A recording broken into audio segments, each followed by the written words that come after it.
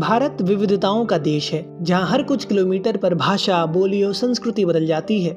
लेकिन क्या आप जानते हैं कि भारत की सैकड़ों भाषाएं धीरे धीरे विलुप्त हो रही हैं। इन भाषाओं के साथ हमारी समृद्ध परंपराएं और लोक कथाएं भी विलुप्त हो रही हैं। भारत में 1600 से अधिक भाषाएं और बोलियां बोली जाती हैं, लेकिन इनमें से केवल 22 को ही आधिकारिक तौर पर मान्यता प्राप्त है और इनमें से अभी अधिकतम भाषाएं विलुप्त होने के कगार पर हैं। सोचिए ना कि एक समय जो भाषा हजारों लोगों के बीच संवाद का जरिया थी, आज केवल कुछ मुट्ठी भर लोग उसे बोल पाते हैं।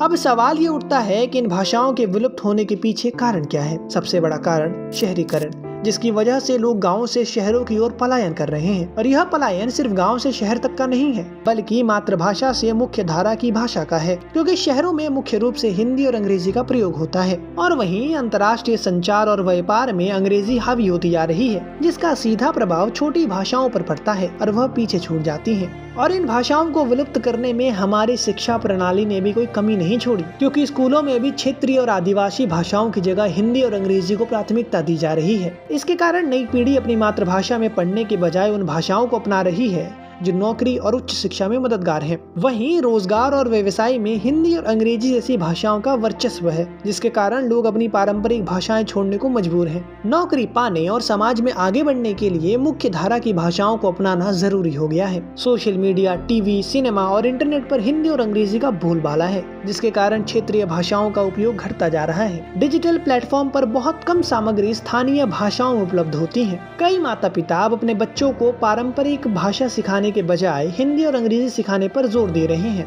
धीरे धीरे पारंपरिक भाषाएं परिवारों और समुदाय में ही सीमित रह जाती हैं और फिर विलुप्त हो जाती हैं।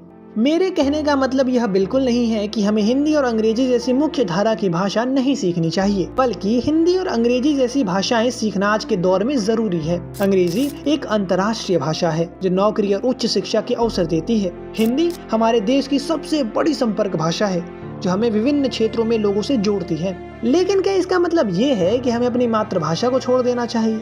बिल्कुल नहीं। दरअसल जितनी दूरी हम अपनी भाषा से बनाएंगे, उतनी ही दूरी हमारी संस्कृति से बन जाएगी, क्योंकि भाषा सिर्फ शब्दों का समूह नहीं है, बल्कि हमारी संस्कृति, परंपरा और पहचान का हिस्सा है।